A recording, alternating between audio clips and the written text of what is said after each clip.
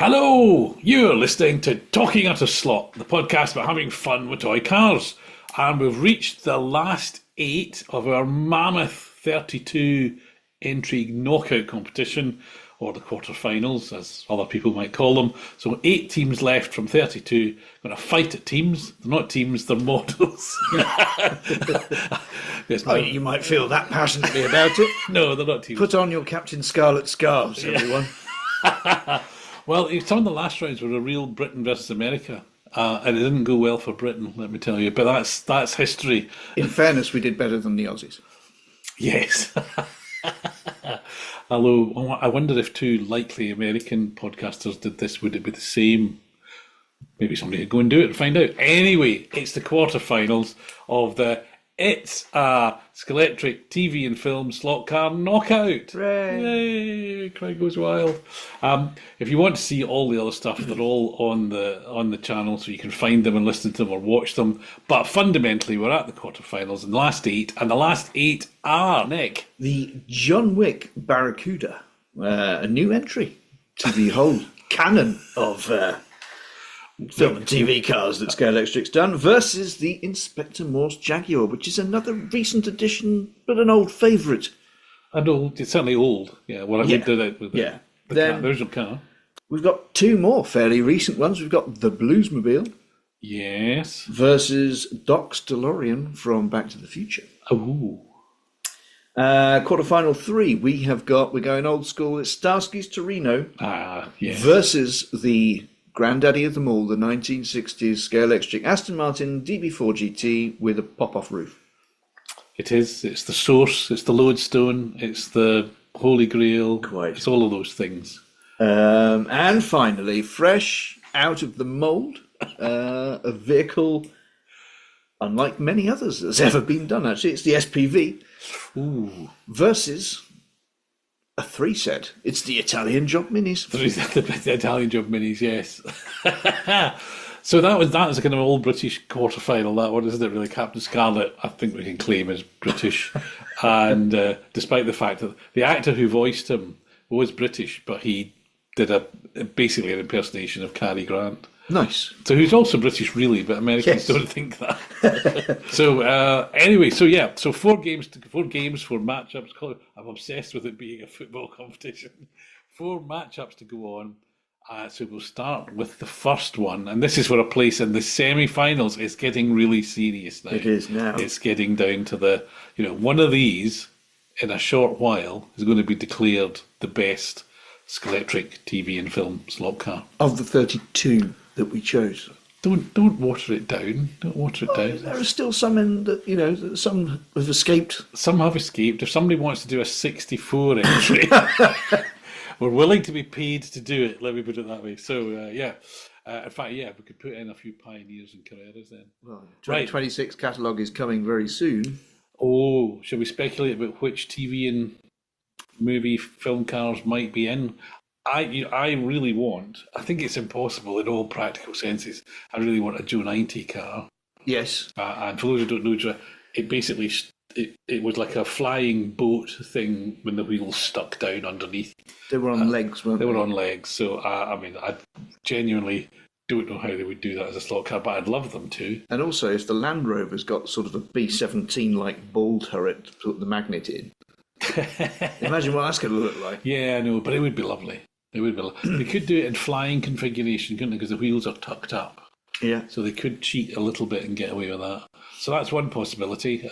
What else? What other notable TV and film cars aren't there? I would really, really, really like for the Camaro, the 73 Camaro, possibly, to have the nose and tail done to become a Firebird and to be at the Rockford Files. Rockford Files, I think that would be more popular than you might imagine. I'm not sure of the off-the-shelf appeal to the casual slot car buyer, but you never know. Monkeymobile. I think a Monkeymobile would be very good. Yeah. And you know what would be amazing? And I don't think the new box is big enough even. Is the Ghostbusters thing? What's it called? It's called something.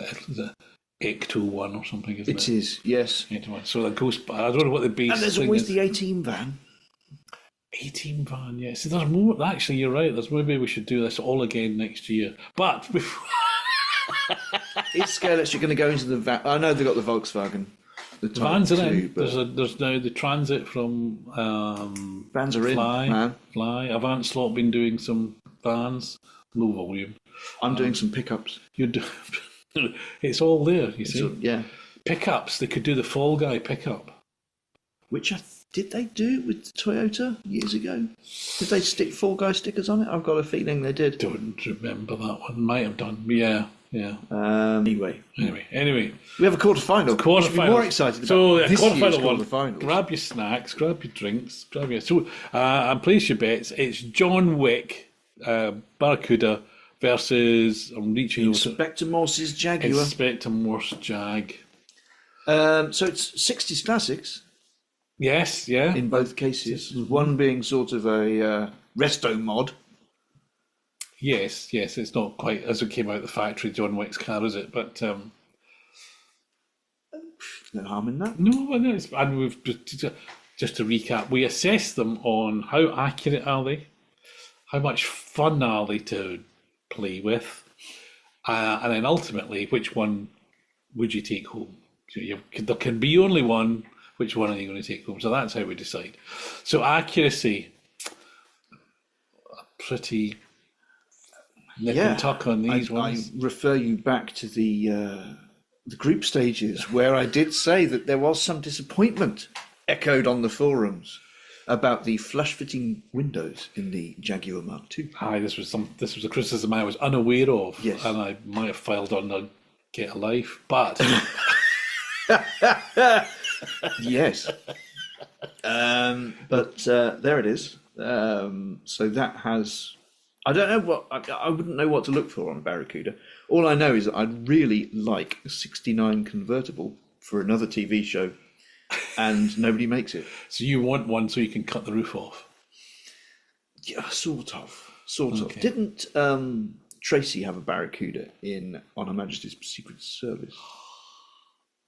I know it's a car that Scalextric has made because I have thought about cutting the I think no, I don't know. I mean, it's red. That's as far as I'll take. Yes. Yeah, no, it's the one that's the other one. Sorry, it's not the Barracuda. Not the Barracuda. Okay. Idiot child.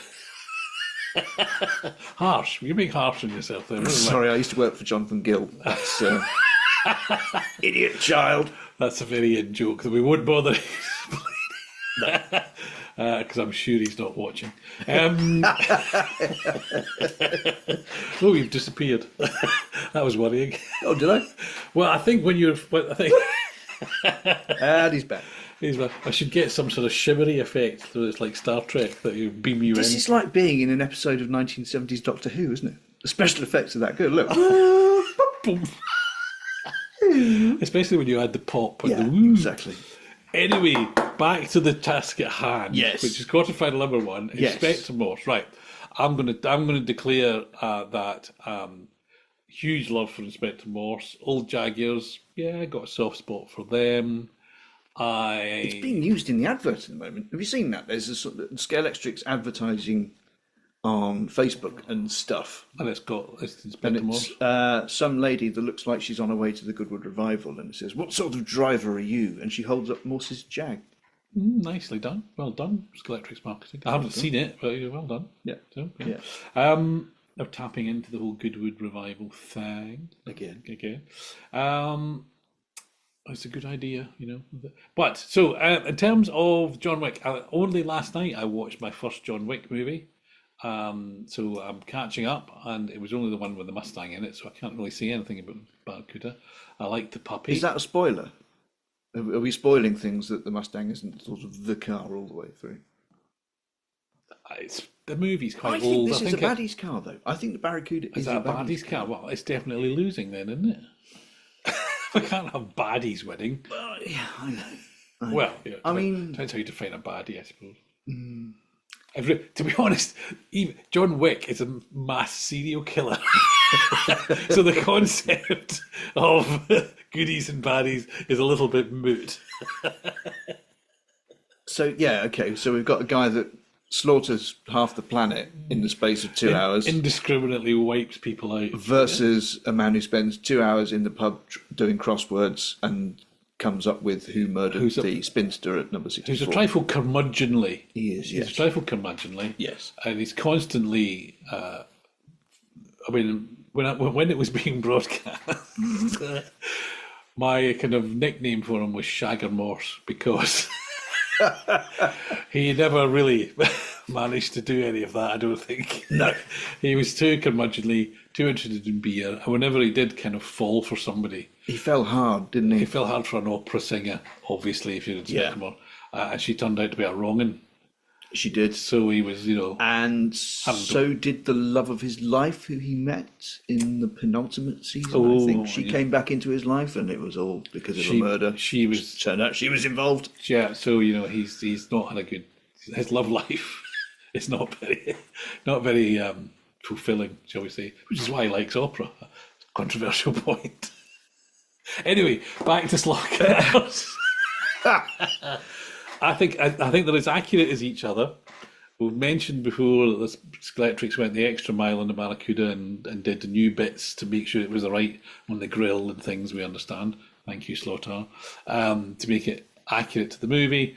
But even so, in terms of driving them, I think the Jag's got to be more fun. I think you're going to get more smiles on both sides of the Atlantic, I hasten to add, because I think they like a Jag Mark II in the States. We're assuming Morse is big in America. I have no idea. Maybe it wasn't. Do you know, I do listen to an American Morse podcast. So yes, then. He's rewatching the series from start to finish explaining the background to American viewers and listeners. And if you've never watched Inspector Morse, the best is a double episode round about the middle, where Senator Palpatine comes to play me.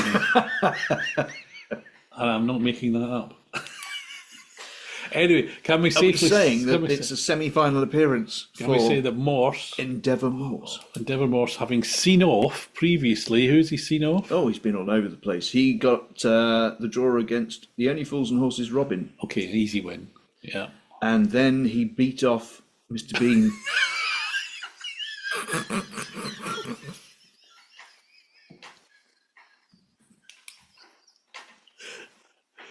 And that's an episode worth going back for. I'm not editing that out. Any questions you wish you'd never asked. Okay, Inspector Morse wins quarterfinal 1. Well done, and Endeavour, as his name was. His father was a bit obsessed. Anyway, his father was a Quaker. Was that when his father was obsessed with? Yes, the but explorer. Also, yeah. Anyway, he had a complicated life for a fictional character. So well done, Inspector Morse. You're through to semi-final 1, but who's he going to face? Well, right up next, quarterfinal 2 will be the Bluesmobile versus the DeLorean. We're talking proper 80s Hollywood. This is sweet spot nostalgia. Yeah, for men of a certain age. Yes. Is the Blues movies? Is it fair to say the Blues Brothers is a blokes movie? Certainly, in our house, Back to the Future is very much the one that my wife would go to. Because Michael J. Fox? No, just because of the story and the geekiness and the nostalgia for going to one of the early multiplexes in this country. Ah, right, okay. Which we sort of did, not together, because we were in separate parts of the country, but we had the first multiplex, the Point in Milton Keynes. Milton Keynes, do you know, I still remember the first time. Do you know, they've just pulled it down. I know, it's terrible. My first visit to Milton Keynes was in 1984. I thought it was like magical. It was like being in the outskirts of LA, because they built it on a grid and they had this cinema. Was like a neon tube, so it looked like it was like, listeners, a bright red spider sitting on top of a mirrored pile of ice, wasn't it? Very cool. You should write books, you know. Yeah, I should.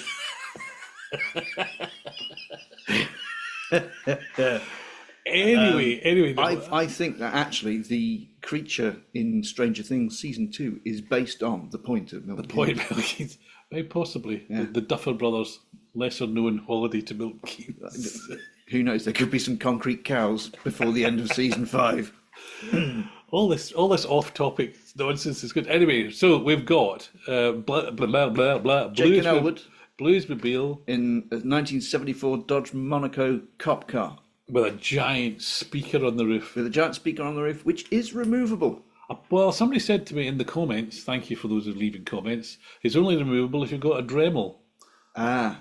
So I know dremeling slot cars is practically a daily activity to you. That counts as a modification, doesn't it? I would have said it counts as vandalism, but never mind. But anyway, yeah. Well, I have seen people racing them in with their Scalextric speaker muscle class. Yes. Songs, well, you see, it's obviously, maybe they just prize them off. I don't know. I'm trusting what people put in the comments because I'm a trusting sort of fellow. Yeah, I mean, I've got one, but I'm not going to endanger it in that way. Okay. So, and Back to the Future, we kind of compressed these. I mean, it's not... They're both cars that are festooned with stuff, aren't they? There's lots of additional detail, let's call it that. Which is slightly coincidental, because we weren't planning to have these two cars together, were we? That's just the luck of the draw. Just the way they won through. So I think in terms of detail, again, re-emphasise the ace in the hole, if that's the right expression for it, with the Bluesmobile is the rubbish on the dashboard. Yeah. I think going that extra mile to do that detail was really good. Yeah, the figures looked like Jake and Elwood. Yeah. Everything about it is pretty spot on. Yeah. The DeLorean has, I think it's regular Scalextric guy painted up to look like Marty McFly. Okay. I haven't seen from memory a dock figure involved. Is it like the Robin in the Batmobile? Pass. I haven't seen. Is wispy white hair a bit too much for the budget? We don't know. I don't remember it. But to be fair, it doesn't detract. I think with Batman and Robin, although that's not what we were discussing, because it was an open car, you could see Robin wasn't there, whereas these are enclosed cars. But it's good to have the figures in. Yeah. Anyway, but it has got lots of other things. It's got bits on top, and it's got the hook, and they've got a flying version. They have. So I think there's the first film, the second film, and then the third film's got red wheels, and then there's a flying one. So there's four different versions. There are 4, yeah. And I don't think they've yet made a regular production DeLorean, have they? No, but then why would you? Because any time anyone sees a DeLorean, they just immediately think it's going to have an aerial on it. Okay, I don't know. Yeah, maybe. Yeah. Yeah, it's not a legendary vehicle, is it? Ooh. Well, financially. Ooh. Anyway, but we're not coming to that. Nearly sank a government or two, but apart from that. So let's wouldn't be the first automotive or enterprise to do that. So you've got accuracy. How are we calling it on accuracy? I think it's tie. If anything, it's the hair's breadth ahead for the Dodge Monaco because of the interior. Okay. Just a whisker. Yeah. If this was a football match, it would be some crazy statistic. There's no easy games at this level. Time and possession or something. Shouldn't it be? In terms of fun to play with, I'm going to say the Bluesmobile because it's huge. Huge equals fun. Huge. It's a mantra for life, is it? Well, sometimes. Big is better. Well, sometimes. And when it comes to some slot cars, it's one you could enter in. You're hedging your bets for the Mini later, aren't you, when you're saying this? I can tell. Don't fool me. I'm just thinking when we race muscle cars at the club, for example, if you're running a Dodge Charger or Gran Torino, it does look so much more fun than a Camaro or a Mustang. Yeah. I think it's close. I think they're both fun. I think the fun of seeing them going round. The handling of the DeLorean was maybe better, although I don't know all that extra gubbins on it. Well, as we said last time, the DeLorean and the Esprit are somewhat similar. I've got the Esprit. I love driving it, but it just reminds me of a Scalextric muscle car. So the kindred spirits in that sense, you think? Yeah. But the length maybe That's in its favour. The length. Has he got good length? So, I did ask the final question following on from that point. Which one would you want? On the basis of the films, and having recently rewatched Back to the Future with my kids, because we went through a spell of watching films that we watched at their age. Mm-hmm. So we did the Goonies and all that sort of stuff.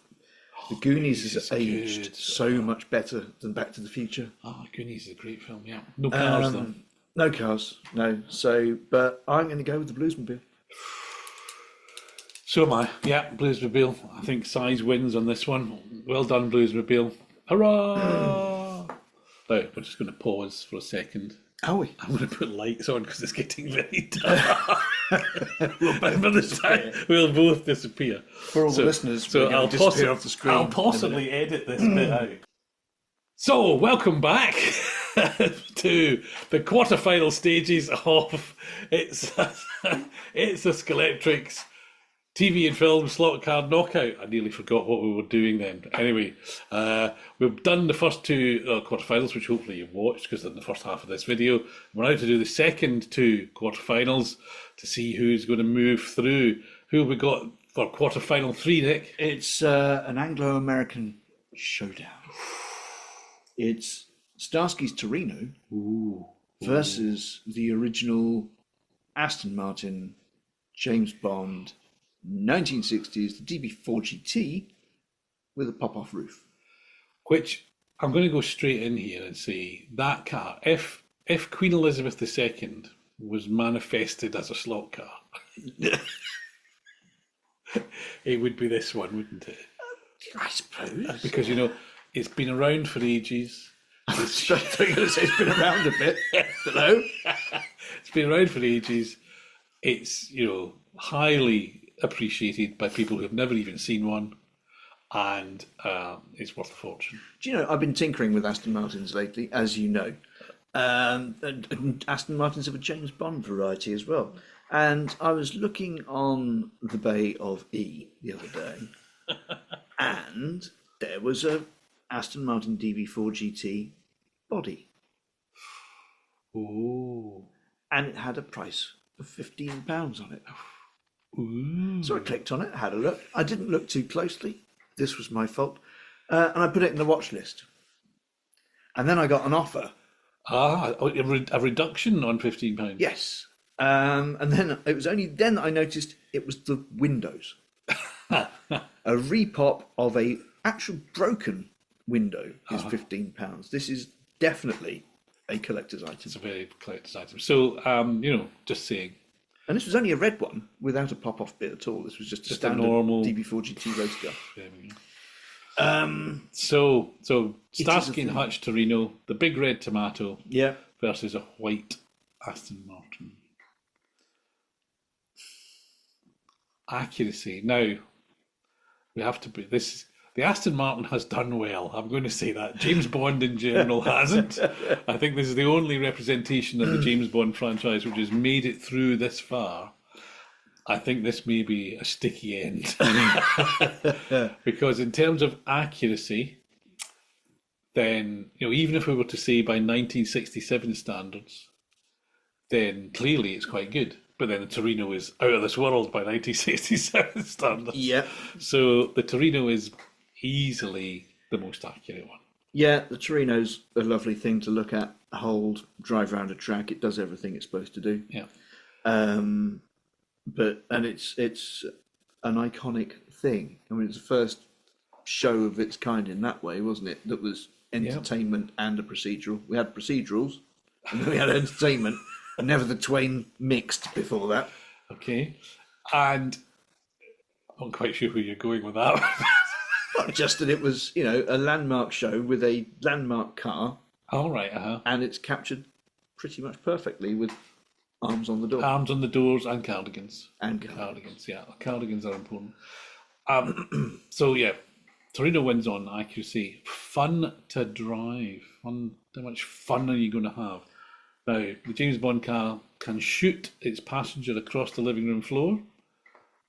Should you so want, because he's probably a baddie. Yeah. Starsky has a little red light on the roof which flashes. I never have particularly huge amounts of fun with Scalextrics of the 60s. Oh, I know. Now, and this is part of the point of you never love anything as much as when you first get into it. Could be your favourite sport, you're always looking back to, I remember, and the time you remember back to is the time you first noticed that sport. Yeah. And it's the same with slot cars. Slot cars have never been right since, blah. When actually, on every conceivable level, they are better. But you'll never beat that. Well, and I am slightly after that. I'm 10 years plus after that came out. It's reminding me he's young again. Sprightly. And this is just a fashion statement. And I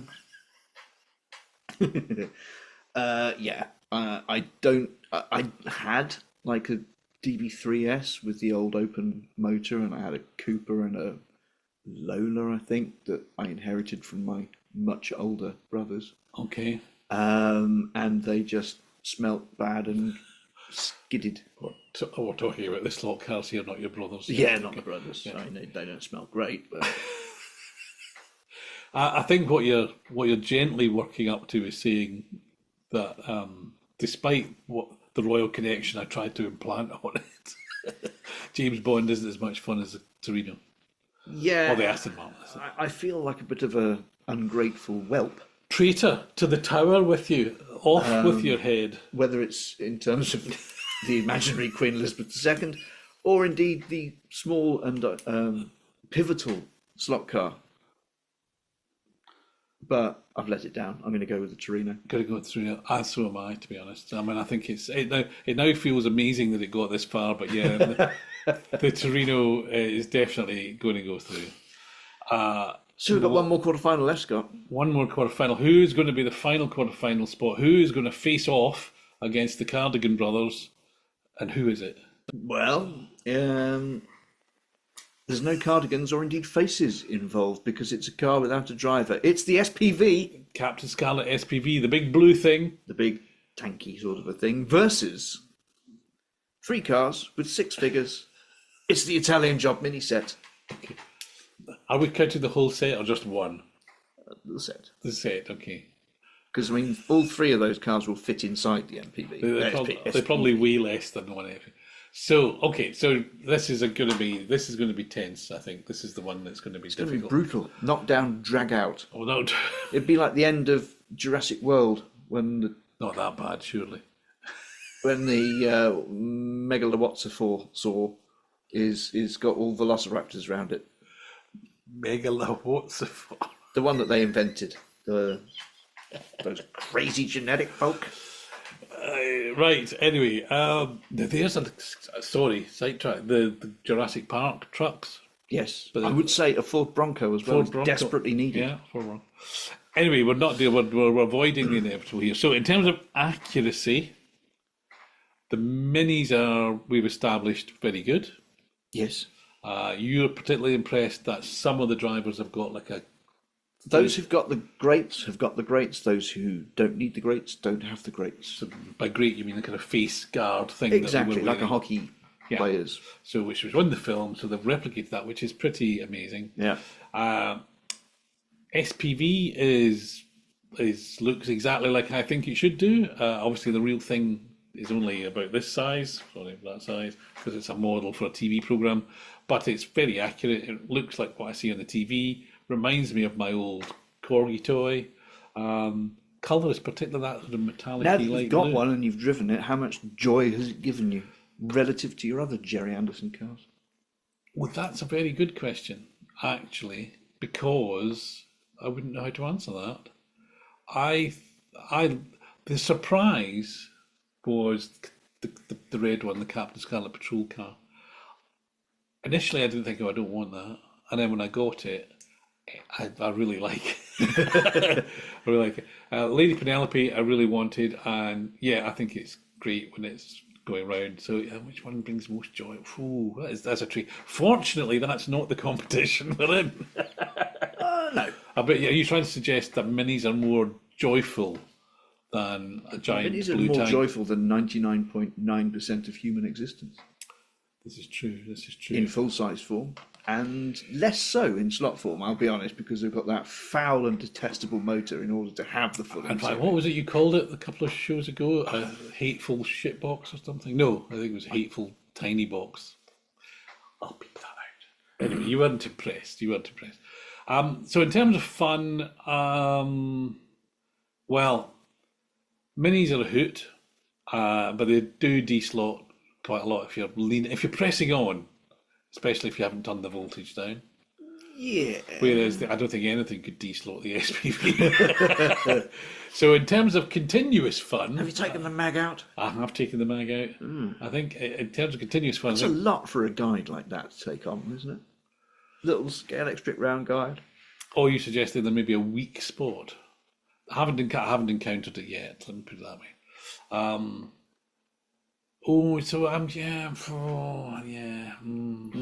I think it's close again. I'm not sure I can.